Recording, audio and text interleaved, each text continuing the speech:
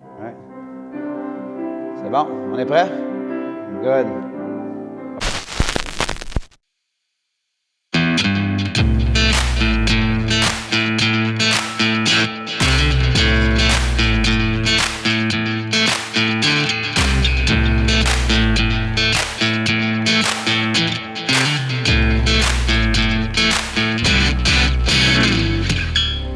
Bonjour tout le monde, Martin Latulippe ici, conférencier, auteur, coach et fondateur de la meilleure année de votre vie où, mois après mois, j'accueille pour vous des personnes extraordinaires qui font des choses hors de l'ordinaire. Et aujourd'hui, on ne fait pas exception à la règle alors qu'on accueille mon bon ami, Max Piccinini. Max, entrevue, go! On ne peut pas l'arrêter de jouer. Le gars, il est dans la performance, il est dans le succès. Max! Comment ça va, mon frère? Ça va, man? C'est en forme. C'est chaud ici. Non, mais on baisse. T'as chaud, mon frère? Je vais te ramener un t-shirt comme ça. Écoute, peut-être qu'on pourrait enlever finalement. Se mettre à nu. On aura du succès avec ça. Voilà, ça sera une entrevue dans toute l'authenticité. On va se mettre à nu devant vous. Je pense que ça mérite de... Bon, peut-être que vous devez comprendre le contexte ici. On est dans une salle mythique, donc la salle Gaveau, centre-ville de Paris. Et juste au-dessus de notre tête, il y a un atrium. Aujourd'hui, il fait 35 degrés Celsius, je crois, à l'extérieur, donc c'est très chaud. Et il fait encore plus chaud ici, en fait. Alors, on vous propose une entrevue sauna. C'est exactement ça. Alors, ça, dans du Québec, ça, exactement. c'est une expérience. Comment ça va, Max? Super, Martin. Merci énormément de prendre de ton temps, dans ton horaire très occupé plaisir. pour t'arrêter pour nous. Alors, Max, depuis 4-5 ans déjà, c'est le feu roulant. Ta carrière explose, tu es reconnu comme le top coach facilement en francophonie mondiale. Tu fais des interventions partout maintenant, dans des sociétés, devant des groupes. Pour Max Piccinini, le succès, c'est quoi? Parce que ça peut être très large, le succès. Il y a tellement de gens qui en veulent davantage. Pour Max Piccinini, c'est quoi le succès? Alors pour moi, je vais peut-être la définir autrement. Donc au début, pour moi, le succès, c'était ce que j'avais pas. Donc c'est ce que j'ai grandi dans une famille où il y avait beaucoup de problèmes d'argent. Oui. Et donc pour moi, à la fin, le succès, c'était avoir beaucoup d'argent. Comme ça, pour moi, la conception de la réussite et du succès, c'était si j'ai beaucoup d'argent, c'est bon. La vie est belle. Et en fait, je me suis vite rendu compte que la réussite pour moi, c'est plutôt vivre sa vie selon ses propres termes. Et donc, d'un coup, mettre que l'argent dans la balance, c'est très compliqué. Donc, pour moi, la réussite, c'est vraiment vivre sa vie selon ses propres termes. C'est-à-dire qu'on vit la vie qu'on veut, qui est en accord avec nos valeurs et qui est en accord avec notre cœur. Je crois qu'on a plus de succès à voir quelqu'un qui gagne peu, mais qui d'un coup fait une différence dans le monde, qui va construire, peut-être c'est son rêve, son cœur qui lui dit tu vas construire des hôpitaux, plutôt que quelqu'un qui accumule beaucoup d'argent, qui est malhonnête, qui est malsain. Non, l'idée c'est qu'on peut tout avoir. Et pour moi, la vraie réussite à la fin, je crois que c'est le but de tout le monde, c'est qu'on a 8 domaines de vie. Et pour moi, je travaille et j'accompagne en tout cas les gens à aller dans tous ces domaines, parce que souvent ils se focalisent sur un, ils ont une réussite dans un, mais ils oublient le reste. Et ça, pour moi, c'est l'ultime échec, particulièrement si on accumule beaucoup d'argent, mais on n'a pas d'accomplissement, on ne se réalise pas. Et pour moi, avant tout, la réussite, c'est se réaliser. C'est devenir une meilleure personne. Et devenir la meilleure version de soi-même. Si on doit définir ça, pour moi, c'est ma définition en tout cas. Oui, j'adore ça. Est-ce que tu crois que, bon, tu rencontres beaucoup de gens, tu en coaches énormément. Est-ce que c'est normal que, évidemment, notre définition du succès évolue avec le temps? Parce qu'en fait, beaucoup des trucs que toi, tu enseignes, ça ne s'enseigne pas nécessairement dans la vie de tous les jours ou à l'école. Donc, de ton expérience, est-ce que c'est normal justement que on est peut-être plus fort dans un département, mais la vie nous amène peut-être des signes qu'on doit peut-être muscler les autres départements. Tu disais qu'il y en a 8. Donc, selon toi, c'est normal cette évolution-là de la compréhension du succès? Bah absolument. J'aimerais dire que le meilleur enseignant, en tout cas, c'est celui qui va nous envoyer toujours les électrochocs, c'est la vie. Et on a tendance à se réfugier dans un domaine parce qu'on comble ses besoins. On a tendance à se sentir important, peut-être qu'on va se focaliser sur le professionnel, pour un homme particulièrement, qui va se dire, ben voilà, je réussis, j'ai de la reconnaissance, j'ai de l'importance, de la reconnaissance, je connais, donc j'ai une certaine sécurité, je me sens connecté, on me dit, je fais un bon job, donc je me focalise là-dessus. Mais d'un coup, je rentre au boulot et d'un coup, c'est une catastrophe. Et d'un coup, je rentre du boulot et d'un coup, dans le couple, ça ne va pas. Et donc d'un coup, on va encore plus fuir au travail. Ça ne va pas, au lieu d'arriver… parce qu'on s'en nourrit plutôt que de régler le problème ou de faire face à la situation. Exactement. Donc au lieu de fuir, les grandes clés, c'est de dire, OK, où est le problème? Accepter. Donc c'est pas être positif à l'extrême, moi j'aimerais dire être souvent l'imbécile positif parce que j'étais comme ça. Donc être positif, c'est merveilleux. Le problème, c'est que positif ne veut pas dire oublier le problème. Être positif, c'est de dire, OK, je vais voir le problème, je vais l'accepter, numéro un. Et moi, je vais me donner la force et le courage de régler le problème. Donc, je vais être suffisamment positif de croire que je peux changer la situation plutôt que de dire « Ah, c'est comme ça, puis je vais fuir dans le truc parce que c'est plus agréable, c'est plus confortable. Et on ne peut que croître dans l'inconfort. Donc quand ça devient, et donc c'est très facile de dire oui mais moi j'ai réussi dans ce domaine-là, d'accord, mais est-ce que les autres t'as peut-être un peu oublié? Et bizarrement une fois qu'on travaille dans un, ça impacte tous les autres. Une fois qu'on a plus de santé, plus d'énergie, ça va impacter notre métier. On est plus présent, on est moins fatigué, on a tendance à être moins sensible au niveau émotionnel. Donc la santé, la vitalité est très importante, mais aussi le couple est très important, et puis la famille, et puis le travail, et le métier. Comment est-ce que tu fais un inventaire au quotidien, hebdomadairement parlant, au mois? Comment est-ce que tu fais pour peut-être garder un peu, en anglais on dit un dashboard, comment tu fais pour garder contrôle de ton dashboard, pour dire comme est-ce que je suis en équilibre ou en maintien ou en inclinaison au moins vers la meilleure version de moi-même dans chacun des départements? Ce que j'aime bien faire, c'est mesurer. Donc, j'ai mis prendre un petit test qui s'appelle le test It's My Tree, donc qu'on trouve un petit peu dans mon livre et tout ça. Et c'est très intéressant parce qu'on va juste prendre les 8 branches de vie, dont la gestion du temps, la vitalité, le business, l'argent, ce qui est deux choses différentes. Souvent, les gens disent mais le business ou la carrière, c'est la même chose que l'argent. Non, il y a une différence entre en gagner et savoir comment le placer, le faire fructifier. Donc c'est tout à fait un autre monde. Il y a la psychologie sur l'argent. Il y a beaucoup de gens qui en gagnent beaucoup qui le perdent. Parce qu'il y a l'autosabotage à l'intérieur qui te dit tu ne le mérites pas, ce genre de choses. Il y a la relation intime qui est à mon avis totalement à part des autres relations. On a tendance à avoir une sorte de masse sociale avec les amis, on peut bien se comporter, mais à la maison, on est à nu. C'est vraiment le terme, on est à nu. Et donc souvent, donc comment on fait ça? Juste de mesurer entre 0 et 10, j'en suis où dans mes branches. Et d'accord, on voit le déséquilibre. Donc moi, je fais ça régulièrement et je me dis, ok, j'en suis où là?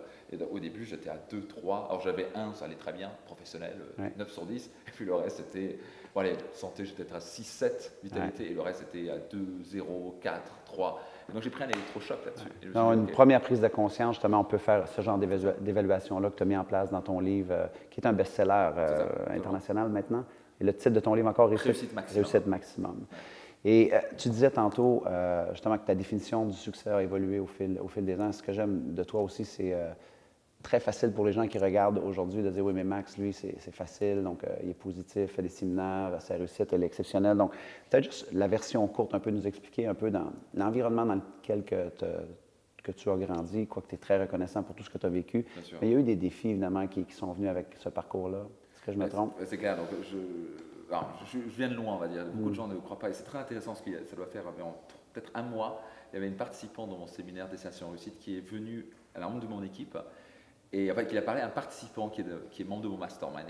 Et elle a dit la chose suivante. Elle a dit, mais franchement, j'aurais jamais pu penser que Max puisse faire ça maintenant. Parce qu'elle m'avait connu quand j'avais quelque chose comme 13 ans. Wow. Ou peut-être 14 ans, comme ça. Elle n'aurait jamais pensé. C'est pour ça que souvent les gens n'ont pas conscience. Comme je suis sûr, toi, tu viens pour la fois, tu as eu des moments difficiles. Et donc, elle a connu Maximilien. Là. C'est ça, elle a connu Maximilien, le petit gentil garçon. Et c'est exactement ça. Et j'avais vraiment manque de confiance totale en moi. J'avais des boutons sur le visage. J'étais pas capable de demander à une fille de sortir avec moi. Donc on parle de confiance. Maintenant, j'enseigne la confiance, je la transmets. Moi, je suis sur scène devant 1000, 2000 personnes et j'ai aucun problème. Il y a une dynamique familiale aussi difficile avec ton père. C'est pas nécessairement. Mon père qui était très, très violent. Donc la vieille école.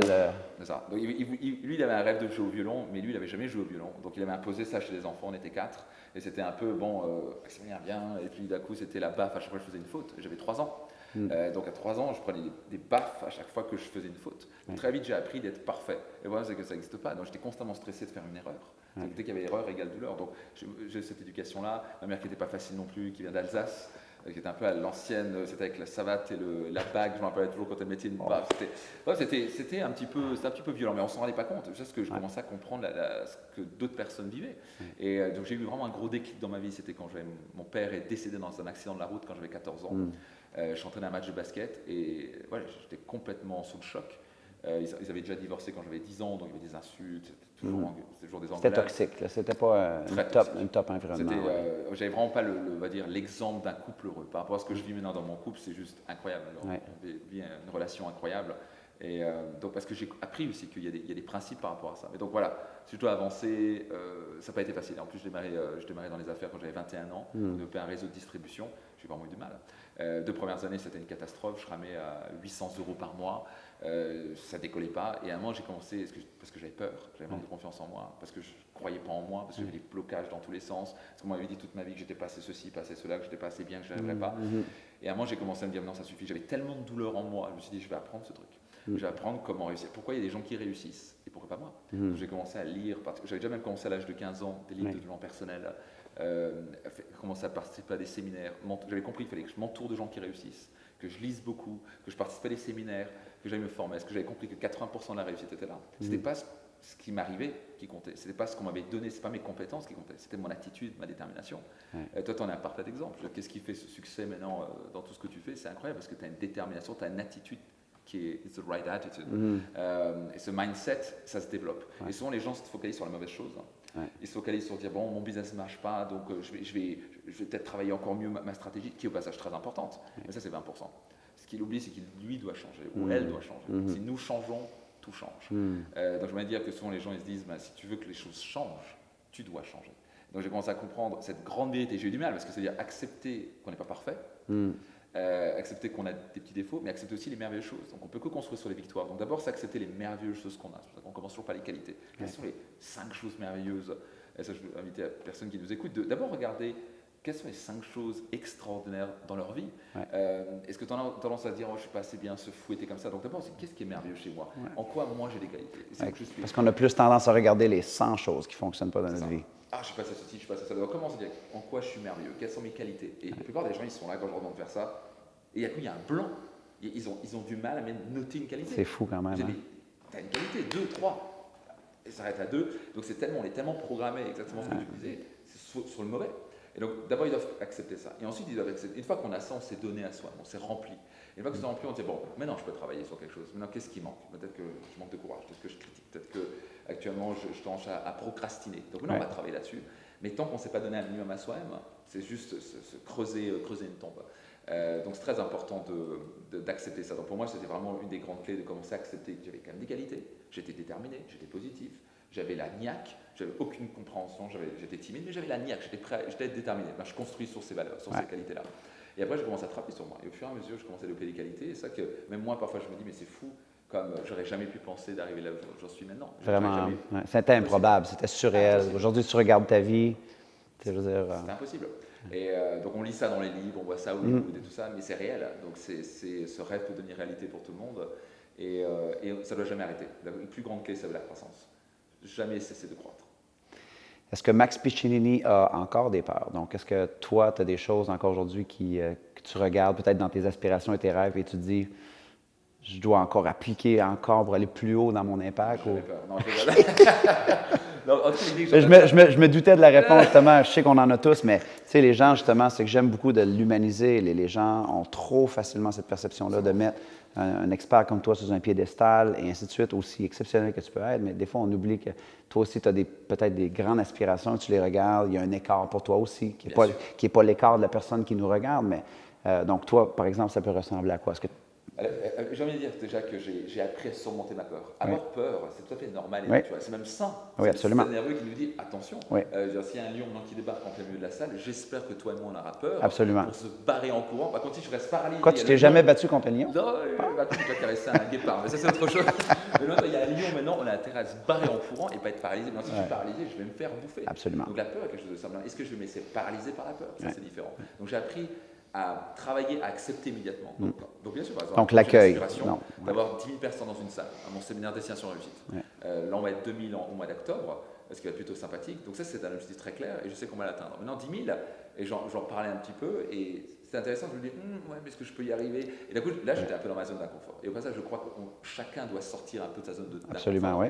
Et d'un coup, je commence à voir, mais c'est peut-être trop grand, ça peut se faire qu'aux États-Unis. Et genre de limite. Et à un moment, je me dis, non, je suis en train de me mettre une limite. Donc déjà, accepter. Actuellement, j'ai une petite peur. J'ai une peur dans mes compétences. Je me mets une limite actuellement, immédiatement accepter. Et donc, au début, j'étais là, donc, c'est aller chercher, parce qu'on a tendance à avoir cette idée, mais ça sert à rien, c'est pas très important. Au fond, j'ai envie de le faire. C'est toucher plus de monde, c'est impacter plus de monde, c'est faire une différence encore plus grande. Et donc, dire, ok, donc accepter. Et ensuite, commencer à clairement le visualiser, clairement le voir. Si on commence à le ressentir et le voir encore et encore, on commence à le croire. C'est un trick pour l'esprit qui permet de commencer à dire, en fait, si je vois constamment, on commence à y croire tout doucement. Et une fois qu'on y croit, on commence à mettre des actions. Ensuite, c'est des actions. Quelle est la stratégie? Comment je peux y prendre concrètement? Il n'y a pas de raison. Tout ce qu'on peut imaginer, on peut le réaliser. Et ça, je me rappelle constamment. Tout ce que je peux imaginer, je peux le réaliser. Et pourquoi mettre? Et bientôt, je vais me dire pourquoi 10 000, pourquoi pas plus? Et donc, bien sûr, je vais chercher cette zone-là. C'est dès qu'on est dans la zone de confort, ça va bien, une personne de séminaire, c'est merveilleux. Et moi, je dis, ouais, mais pourquoi pas plus? Et pas plus pour avoir plus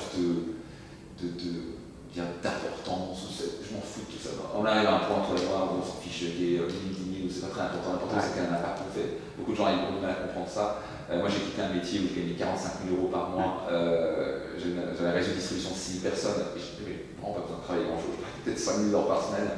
Et voilà, j'ai pris ce risque-là qui m'a coûté beaucoup en termes d'argent, mais c'est un appel du cœur. Je vois que beaucoup de gens n'écoutent pas assez leur cœur, ils écoutent trop la tête et la logique. Ils disent, t'as fait comme ça, bonne chose, t'as fait comme ça, c'est on peut gagner de l'argent.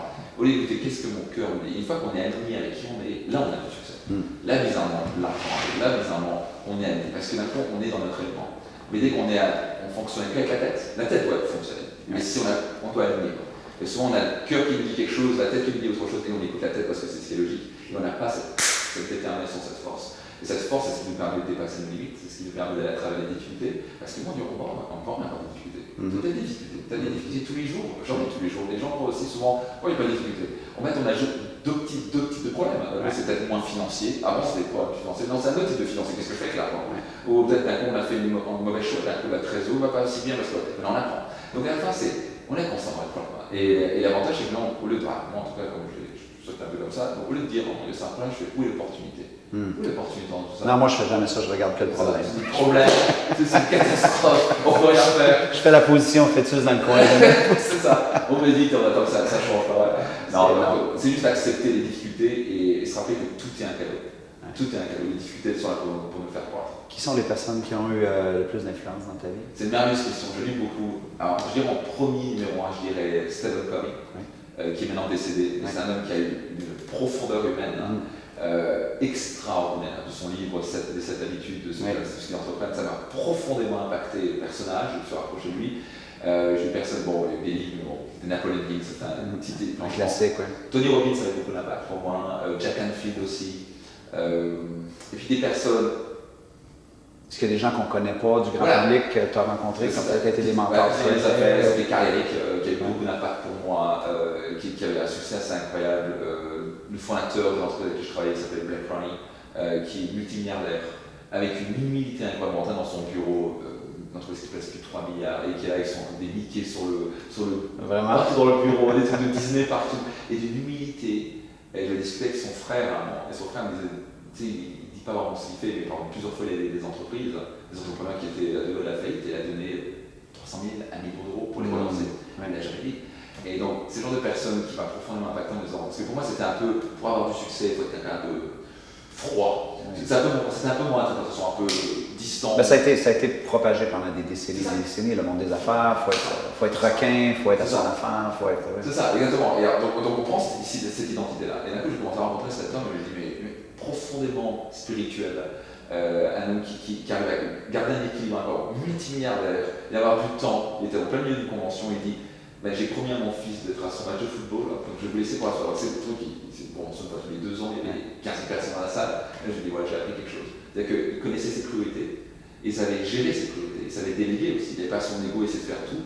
Là, je me suis dit, non, ça, c'est quelqu'un qui a vraiment réussi à maîtriser sa vie. Il avait du temps pour sa femme, pour ses enfants, pour ses buts humanitaires, une entreprise qui cartonne, parce que c'est pas l'ego, l'important c'est d'aider. Donc il utilisait un véhicule pour aider, un humain profond, un bonjour, quand il dit bonjour, c'était de profondeur dans son regard. Donc ça, je me suis dit, ça c'est le genre de personnes qui m'ont profondément impacté, parce que c'est des exemples. Et c'est des exemples d'être extraordinaire. Et pas seulement d'avoir accumulé beaucoup de richesses, ce qui est bien, mais quand je vois quelqu'un qui a accumulé beaucoup de richesses, qui est juste un con qui se croit pour je sais pas qui, que j'ai été probablement, parce que je croyais qu'il fallait être ça. Donc voilà, ce sont des gens comme ça qui viennent tellement. Non, c'est bien. C'est bien l'impact pour moi dans ma vie. Je suis venu à l'Académie sur mais ça, on ne peut pas le raconter par contre. C'est très privé.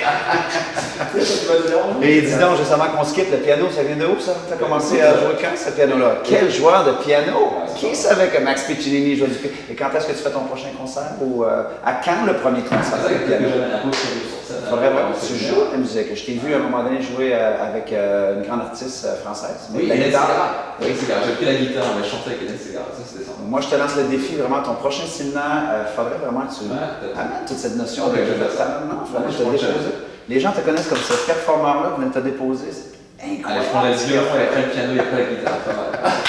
Max Piccinini, mon frère, merci énormément. Merci Martin, c'est merveilleux. Et puis pour les gens, évidemment, Max est très connu, mais pour les gens qui ne le connaissent pas, tous les liens sont sous la vidéo. Donc, je vous recommande fortement de le suivre. Et ce qui est intéressant, c'est qu'il y a 3 expertises vraiment très pointues, évidemment, développement personnel, business aussi. Tu en as un autre. Tout ce qui est relations. Oui, relations, exactement. Ouais. Donc, sur son site internet, tous les liens sont sous la vidéo. Évidemment, si vous avez, vous, une stratégie que vous aimeriez nous partager par rapport à ce qui vous apporte plus de succès, lequel des départements que Max a parlé, peut-être qui vous challenge le plus, juste le laisser en commentaire, ça me fait plaisir moi, de voir un peu où est-ce que vous vous situez. Donc, Max, merci énormément. Et tant que moi, je vous dis, jusqu'à notre prochaine communication, soyez reconnaissants, reconnaissantes. Célébrez la magie d'aujourd'hui. Merci sincèrement de faire partie de ces leaders-là qui ont le courage de vouloir bâtir un monde meilleur. C'était Max Piccinini et Martin Latulippe qui vous dit au revoir, mes amis. Good job, bro. Thank you. Vraiment.